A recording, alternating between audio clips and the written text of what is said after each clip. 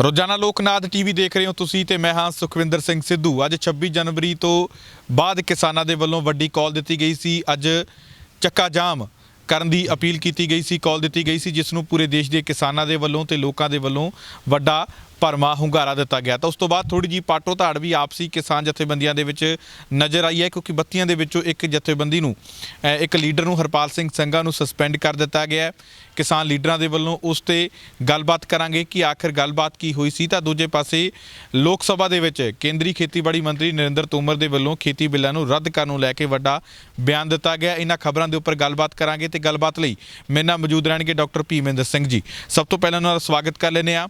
Doctor ਸਾਹਿਬ ਸਵਾਗਤ ਹੈ ਰੋਜ਼ਾਨਾ ਲੋਕਨਾਥ ਟੀਵੀ ਦੀ। बहुत बहुत शुक्रिया सुखविंदर जी, मेहरबानी। ਡਾਕਟਰ ਸਾਹਿਬ ਸਭ ਤੋਂ ਪਹਿਲਾਂ ਗੱਲਬਾਤ ਕਰਾਂਗੇ ਜਿਹੜੀ ਅੱਜ ਕਾਲ ਦਿੱਤੀ ਗਈ ਸੀ ਕਿਸਾਨਾਂ ਦੇ ਵੱਲੋਂ ਕਿ ਅੱਜ 12 ਤੋਂ 3 ਦਾ ਚੱਕਾ ਜਾਮ ਰਹਿਣਾ ਸੀ। 3:30 ਦਾ ਹੁਣ ਸਮਾਂ ਹੋ ਚੁੱਕਿਆ ਹੈ। ਜਿਸ ਤਰੀਕੇ ਦੀਆਂ ਖਬਰਾਂ ਆ ਰਹੀਆਂ ਨੇ, ਕੀ ਲੱਗ ਰਿਹਾ ਹੈ ਕਿ ਕਿੰਨਾ ਕੁ ਭਰਮਾ ਹੁੰਗਾਰਾ ਮਿਲਿਆ ਲੋਕਾਂ ਦਾ ਤੇ ਕਿਹੋ ਜਿਹਾ ਕਿੱਥੇ ਕਿਵੇਂ ਰਿਹਾ ਚੱਕਾ ਜਾਮ? ਸੁਖਵਿੰਦਰ ਜੀ, ਜਿਵੇਂ ਤੁਸੀਂ ਇਸ਼ਾਰਾ ਕੀਤਾ ਕਿ 26 ਜਨਵਰੀ ਤੋਂ ਬਾਅਦ ਕਿਸਾਨਾਂ ਵੱਲੋਂ ਇਹ ਇੱਕ ਬਹੁਤ ਵੱਡਾ ਜਿਹੜਾ ਸੀਗਾ ਐਲਾਨ ਕੀਤਾ ਗਿਆ ਸੀਗਾ ਕਿ ਅਸੀਂ ਇਸ ਤਰੀਕ ਨੂੰ ਜਿਹੜਾ ਹੈਗਾ 6 ਤਰੀਕ ਨੂੰ ਇੱਕ ਬਹੁਤ ਵੱਡੇ ਪੱਧਰ ਦੇ ਉੱਤੇ, ਖਾਸ ਤੌਰ ਤੇ ਨੈਸ਼ਨਲ ਪੱਧਰ ਦੇ ਉੱਤੇ ਚੱਕਾ ਜਾਮ ਕਰਾਂਗੇ। 12 ਤੋਂ 3 ਦਾ ਜਿਵੇਂ ਤੁਸੀਂ ਦੱਸਿਆ ਉਹਨਾਂ ਨੂੰ ਸਮਾਂ ਦਿੱਤਾ ਗਿਆ। ਔਰ ਮੈਂ ਇਸ ਗੱਲ ਦੇ ਵਿੱਚ ਬੜੀ ਖੁਸ਼ੀ ਮਹਿਸੂਸ ਕਰਦਾ ਕਿ ਅੱਜ ਚਾਹੇ ਉਹ ਪੰਜਾਬ ਦੀ ਗੱਲ ਹੋਵੇ, ਚਾਹੇ ਹਰਿਆਣੇ ਦੀ ਗੱਲ ਹੋਵੇ ਜਾਂ ਬਾਕੀ ਹਿੰਦੁਸਤਾਨ ਦੀ ਗੱਲ ਹੋਵੇ, ਬਹੁਤ ਅਮਨ ਸ਼ਾਂਤੀ ਦੇ ਨਾਲ ਔਰ ਬਹੁਤ ਵੱਡੇ ਪੱਧਰ ਦੇ ਉੱਤੇ, ਬਹੁਤ ਵੱਡੀ ਗਿਣਤੀ ਦੇ ਵਿੱਚ ਕਿਸਾਨਾਂ ਦਾ ਔਰ ਆਮ ਲੋਕਾਂ ਦਾ ਉਹਦੇ ਵਿੱਚ ਭਾਗੀਦਾਰੀ ਜਿਹੜੀ ਹੈਗੀ ਆ ਰਹੀ ਹੈ। ਔਰ ਵੱਖ-ਵੱਖ ਜਿੰਨੀਆਂ ਵੀ ਸਾਡੀਆਂ ਜਿਹਦੇ ਵਿੱਚ ਜੀਟੀ ਰੋਡਸ ਹੋਣ ਜਾਂ ਹੋਰ ਜਿਹੜੀਆਂ ਸੀਗੀਆਂ ਵੱਡੀਆਂ ਸੜਕਾਂ, ਉਹਦੇ ਉੱਤੇ ਲੰਮੇ ਜਿਹੜੇ ਸੀਗੇ ਤੁਸੀਂ ਦੇਖੋਗੇ ਕਿ ਜਾਮ ਨਜ਼ਰ ਆਏ ਔਰ ਲੋਕਾਂ ਨੇ ਆਪਣੇ ਆਪ ਹੀ ਇਸ ਚੀਜ਼ ਨੂੰ ਮਹਿਸੂਸ ਕੀਤਾ ਕਿ ਸਾਨੂੰ ਕਿਸਾਨਾਂ ਦਾ ਸਾਥ ਦੇਣਾ ਚਾਹੀਦਾ ਹੈ। ਖਾਸ ਤੌਰ ਤੇ ਸਾਡੇ ਡਰਾਈਵਰ ਭਰਾਵਾਂ ਨੇ ਇਹ ਕਿਹਾ ਕਿ ਜਿੰਨੀਆਂ ਵੀ ਉਹ ਗੱਡੀਆਂ ਚਲਾਉਂਦੇ ਨੇ, ਚਾਹੇ ਉਹ ਟਰੱਕ ਹੋਣ, ਚਾਹੇ ਬੱਸਾਂ ਹੋਣ ਜਾਂ ਹੋਰ ਵੱਡੀਆਂ ਗੱਡੀਆਂ ਹੋਣ, ਉਹਨਾਂ ਨੇ ਆਪ ਇਹ ਗੱਲ ਮਹਿਸੂਸ ਕੀਤੀ ਕਿ ਸਾਨੂੰ ਕਿਸਾਨਾਂ ਦਾ ਸਾਥ ਦਿੰਦੇ ਹੋਏ ਆਪਣੇ ਆਪ ਹੀ ਉਹਨਾਂ ਨੇ ਉੱਥੇ ਜਾਮ ਲਾਇਆ ਔਰ ਸੜਕਾਂ ਦੇ ਉੱਤੇ ਵੱਡਾ ਇਕੱਠ ਹੋਇਆ ਕਿਸਾਨਾਂ ਦਾ। ਔਰ ਕੇਂਦਰ ਸਰਕਾਰ ਦੇ ਇਹਨਾਂ ਕਾਲੇ ਕਾਨੂੰਨਾਂ ਦੇ ਖਿਲਾਫ ਨਾਅਰੇਬਾਜ਼ੀ ਕੀਤੀ ਗਈ ਔਰ ਇਹਨਾਂ ਕਾਲੇ ਕਾਨੂੰਨਾਂ ਨੂੰ ਰੱਦ ਕਰਾਉਣ ਦੇ ਲਈ ਜਿਹੜੀ ਇਕਜੁੱਟਤਾ ਹੈ।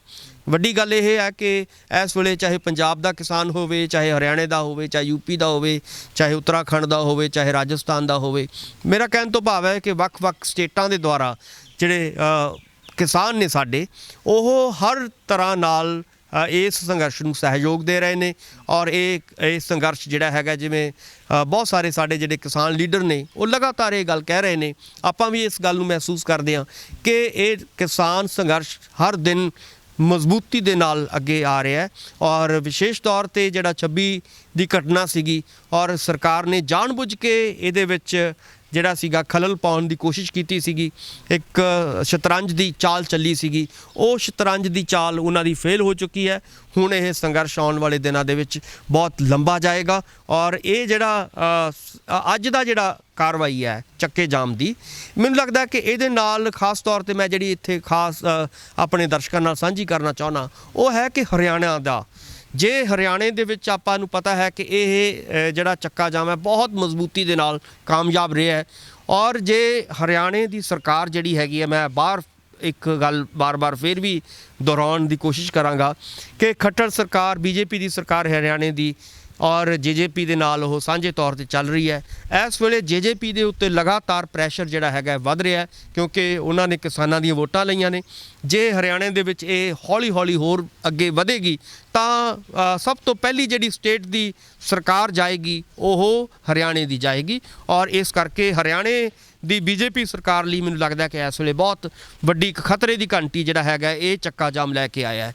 ਜੀ ਸਰ, ਕਿਵੇਂ ਦੇਖਦੇ ਹੋ ਕਿ ਜਿਵੇਂ ਸਰਕਾਰ ਸੋਚ ਰਹੀ ਸੀ ਕਿ ਖੁੰਡਾ ਹੋ ਗਿਆ ਇਹ ਅੰਦੋਲਨ, ਤਿੱਖਾ ਨਹੀਂ ਰਿਹਾ ਇਹ ਸੰਘਰਸ਼, ਖੁੰਡਾ ਹੋ ਗਿਆ, ਤਾਂ ਜਿਹੜਾ ਅੱਜ ਦਾ ਚੱਕਾ ਜਾਮ ਸੀ, ਜਿਸ ਤਰੀਕੇ ਦਾ ਲੋਕਾਂ ਦਾ ਭਰਮਾ ਹੁੰਗਾਰਾ ਤੁਸੀਂ ਦੱਸ ਰਹੇ ਹੋ, ਕੀ ਲੱਗਦਾ ਨਹੀਂ ਕਿ ਪਹਿਲਾਂ ਨਾਲੋਂ ਵੀ ਅੰਦੋਲਨ ਤਕੜਾ ਹੋ ਕੇ ਨਿਕਲਿਆ?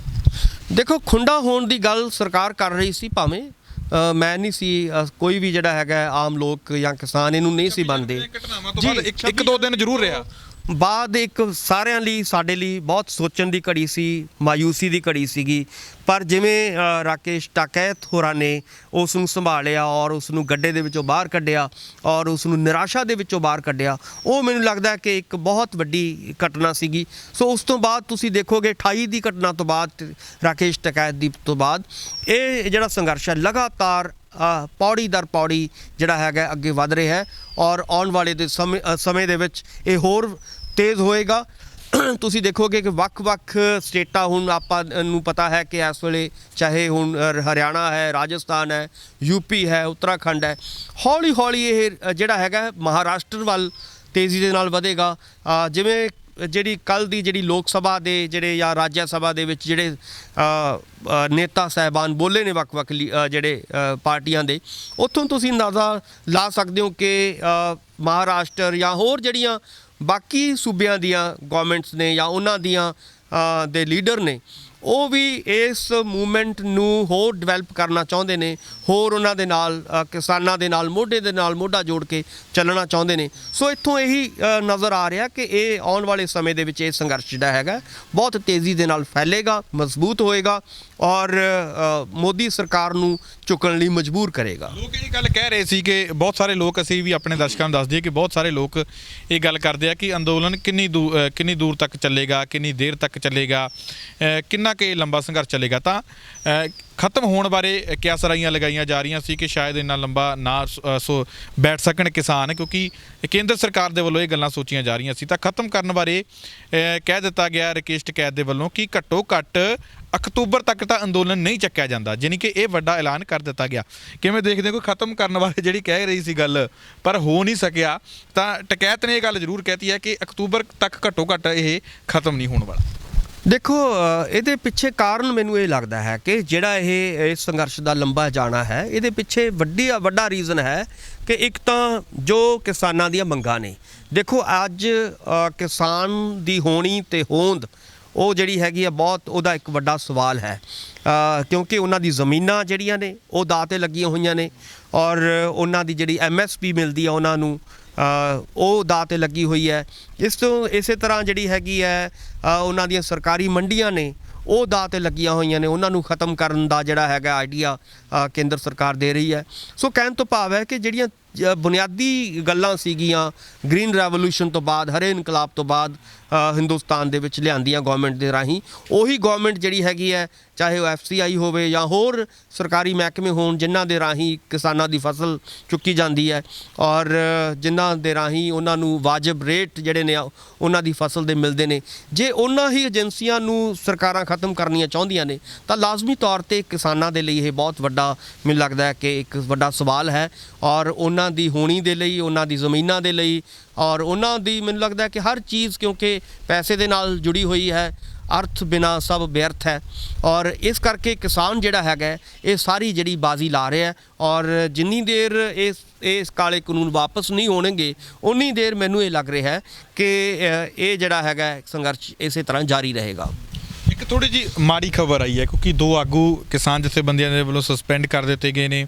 ਭਾਰਤੀ ਕਿਸਾਨ ਯੂਨੀਅਨ ਜਿਹੜੀ ਆਜ਼ਾਦ ਹੈ ਦੁਆਬਾ ਤੋਂ, ਉਹਨਾਂ ਦਾ ਜਿਹੜਾ ਹਰਪਾਲ ਸਿੰਘ ਸੰਘਾ ਇੱਕ ਉਹ ਹੈ, ਉਹਨੂੰ ਸਸਪੈਂਡ ਕਰ ਦਿੱਤਾ ਗਿਆ। ਆਖਰ ਕੀ ਕਾਰਨ ਰਿਹਾ ਇਹ ਸਸਪੈਂਡ ਕਰਨ ਦਾ, ਤੇ ਕਿਤੇ ਇਹਦੇ ਨਾਲ ਕੋਈ ਝਟਕਾ ਤਾਂ ਨਹੀਂ ਲੱਗੇਗਾ? ਕਿਉਂਕਿ ਬਹੁਤ ਸਾਰੇ ਲੋਕਾਂ ਦੇ ਵਿੱਚ ਜਦੋਂ ਅਜਿਹੀ ਨੈਗੇਟਿਵ ਖਬਰ ਜਾਂਦੀ ਹੈ ਤਾਂ ਕੁਝ ਨਾ ਕੁਝ ਮੋਰਲ ਲੋਕਾਂ ਦਾ ਜ਼ਰੂਰ ਡਾਊਨ ਹੁੰਦਾ।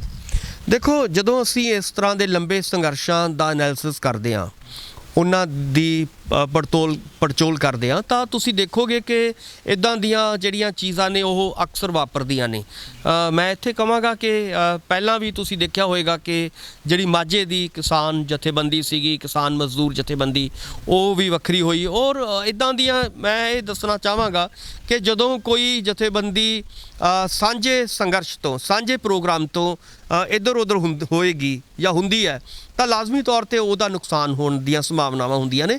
ਸੋ ਜਥੇਬੰਦੀਆਂ ਨੂੰ ਵੀ ਇਹ ਸੋਚਣਾ ਚਾਹੀਦਾ, ਉਹਨਾਂ ਦੇ ਲੀਡਰ ਸਾਹਿਬਾਨ ਨੂੰ ਵੀ ਸੋਚਣਾ ਚਾਹੀਦਾ ਕਿ ਜੋ ਪ੍ਰੋਗਰਾਮ ਦਿੱਤਾ ਜਾਂਦਾ ਹੈ ਜਥੇਬੰਦੀਆਂ ਦੇ ਦੁਆਰਾ, ਇੱਕ ਸਾਂਝਾ ਪ੍ਰੋਗਰਾਮ ਬਣਾਇਆ ਜਾਂਦਾ ਹੈ, ਕਾਮਨ ਮਿਨੀਮਮ ਪ੍ਰੋਗਰਾਮ ਇੱਕ ਕੋਈ ਬਣਾਇਆ ਜਾਂਦਾ ਹੈ, ਤਾਂ ਉਹਨੂੰ ਸਾਂਝੇ ਤੌਰ 'ਤੇ ਲੜਨਾ ਚਾਹੀਦਾ, ਨਾ ਕਿ ਆਪਣਾ ਉਹਦੇ ਤੋਂ ਵੱਖਰਾ ਹੋ ਕੇ ਆਪਣਾ ਵੱਖਰਾ ਘੋੜਾ ਭਜਾਉਣ ਦੀ ਕੋਸ਼ਿਸ਼ ਜਿਹੜੀ ਹੈਗੀ ਹੈ ਉਹ ਜਿਹੜਾ ਹੈਗਾ ਉਹਦਾ ਨੁਕਸਾਨ ਕਿਸਾਨਾਂ ਨੂੰ ਵੀ ਹੋਏਗਾ, ਇਸ ਸੰਘਰਸ਼ ਨੂੰ ਵੀ ਹੋ ਸਕਦਾ ਹੈ ਔਰ ਉਸ ਜਥੇਬੰਦੀ ਨੂੰ ਵੀ ਹੋਏਗਾ ਜਿਹੜਾ ਇਹ ਕੋਸ਼ਿਸ਼ ਕਰੇਗੀ ਇੱਕ ਵੱਖਰੇ ਤੌਰ ਤੇ ਆਪਣਾ ਰਾਗ ਲਾਪਣ ਦੀ। ਕਾਰਨ ਕੀ ਰਿਹਾ ਸਰ? ਕਾਰਨ ਸਸਪੈਂਡ ਜੋ ਮੈਨੂੰ ਨਜ਼ਰ ਆ ਰਿਹਾ ਉਹ 26 ਦਾ ਹੀ ਕਾਰਨ ਹੋ ਸਕਦਾ ਹੈ ਕਿ 26 ਦਾ ਕਿਸੇ ਨਾ ਕਿਸੇ ਤੇ ਇਸ ਜਥੇਬੰਦੀ ਜਿਵੇਂ ਮੈਂ ਪਹਿਲਾਂ ਕਿਹਾ ਕਿ ਇਹ ਲੱਗਦਾ ਕਿ ਸ਼ਾਇਦ ਉਹ ਸਾਂਝਾ ਪ੍ਰੋਗਰਾਮ ਨੂੰ ਨਹੀਂ ਮੰਨ ਰਹੀ ਸੀਗੀ।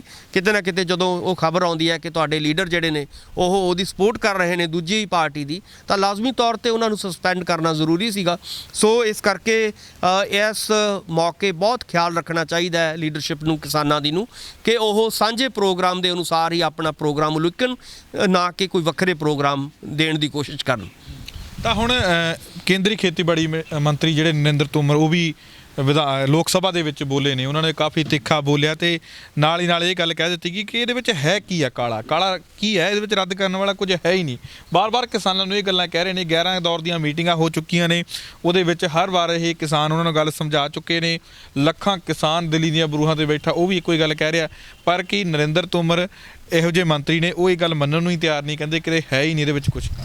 ਦੇਖੋ, ਕੱਲ ਦਾ ਜਿਹੜਾ ਲੈਕਚਰ ਸੀਗਾ ਨਰਿੰਦਰ ਤੋਮਰ ਜੀ ਦਾ, ਉਹਦੇ ਚੋਂ ਉਹਨਾਂ ਦਾ ਹੰਕਾਰ ਜਿਹੜਾ ਸੀਗਾ ਉਹ ਝਲਕ ਰਿਹਾ ਸੀਗਾ ਲਗਾਤਾਰ। ਤੁਸੀਂ ਦੇਖੋਗੇ ਕਿ ਸ਼ੁਰੂ ਤੋਂ ਲੈ ਕੇ ਅਖੀਰ ਤੱਕ ਉਹ ਜੋ ਸ਼ਬਦ ਉਹਨਾਂ ਨੇ ਵਰਤੇ ਇਸ ਸੰਘਰਸ਼ ਦੇ ਲਈ, ਮੈਨੂੰ ਲੱਗਦਾ ਕਿ ਉਹਦੇ ਤੋਂ ਉਹਨਾਂ ਦਾ ਹੰਕਾਰ ਦਿਖਾਈ ਦਿੰਦਾ ਸੀਗਾ। ਉੱਥੋਂ ਲੱਗ ਰਿਹਾ ਸੀ ਕਿ ਸ਼ਾਇਦ ਸਰਕਾਰ ਜਿਹੜੀ ਹੈਗੀ ਹੈ ਉਹ ਚੁੱਕਣਾ ਨਹੀਂ ਚਾਹੁੰਦੀ। ਇੱਕ ਪਾਸੇ ਤੋਮਰ ਜੀ ਇਹ ਕਹਿ ਰਹੇ ਨੇ ਕਿ ਇਹਦੇ ਵਿੱਚ ਕਾਲਾ ਦੱਸੋ ਕਿ ਕਾਲਾ ਕੀ ਹੈ ਇਹਨਾਂ ਕਾਨੂੰਨਾਂ ਦੇ ਵਿੱਚ। ਮੈਂ ਇਹੀ ਕਹਿਣਾ ਚਾਹੁੰਦਾ ਵੀ ਕਾਲਾ ਤਾਂ ਉਹਨਾਂ ਦੀ ਨੀਤ ਹੈ। ਪਹਿਲੀ ਤਾਂ ਗੱਲ ਜਿਹੜੀ ਉਹਨਾਂ ਦੀ ਨੀਅਤ ਔਰ ਨੀਤੀ ਹੈ ਬੀਜੇਪੀ ਸਰਕਾਰ ਦੀ, ਉਹੀ ਕਾਲੀ ਹੈ, ਕਿਉਂਕਿ ਉਸ ਕਾਲੇਪਨ ਦੇ ਵਿੱਚੋਂ ਹੀ ਇਹ ਸਾਰੇ ਜਿਹੜੇ ਨੇ ਕਾਨੂੰਨ ਨਿਕਲ ਕੇ ਸਾਹਮਣੇ ਆਏ ਨੇ।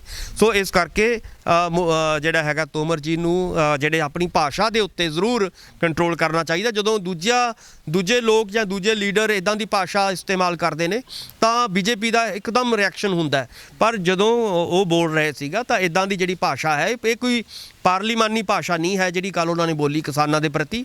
ਇਹ ਬਹੁਤ ਹੀ ਇੱਕ ਸੂਝਵਾਨ ਉਹਨਾਂ ਨੂੰ ਮੰਨਦੇ ਨੇ ਕਿ ਲੋਕ ਜਿਹੜੇ ਨੇ ਤੋਮਰ ਜੀ ਇੱਕ ਚੰਗੇ ਤੇ ਇਮਾਨਦਾਰ ਨੇਤਾ ਦੇ ਤੌਰ ਤੇ ਜਾਣੇ ਜਾਂਦੇ ਨੇ। ਪਰ ਕੱਲ੍ਹ ਦਾ ਜਿਹੜਾ ਉਹਨਾਂ ਦਾ ਕਿਸਾਨਾਂ ਦੇ ਪ੍ਰਤੀ ਰਵੱਈਆ ਸੀਗਾ ਜਾਂ ਭਾਸ਼ਣ ਸੀਗਾ ਜਾਂ ਉਹਨਾਂ ਦੀ ਭਾਸ਼ਾ ਸੀਗੀ, ਉਹ ਕੋਈ ਪਾਰਲੀਮੈਂਟਲੀ ਜਿਹੜੀ ਭਾਸ਼ਾ ਉਹਦੇ ਵਰਗੀ ਨਹੀਂ ਸੀਗੀ।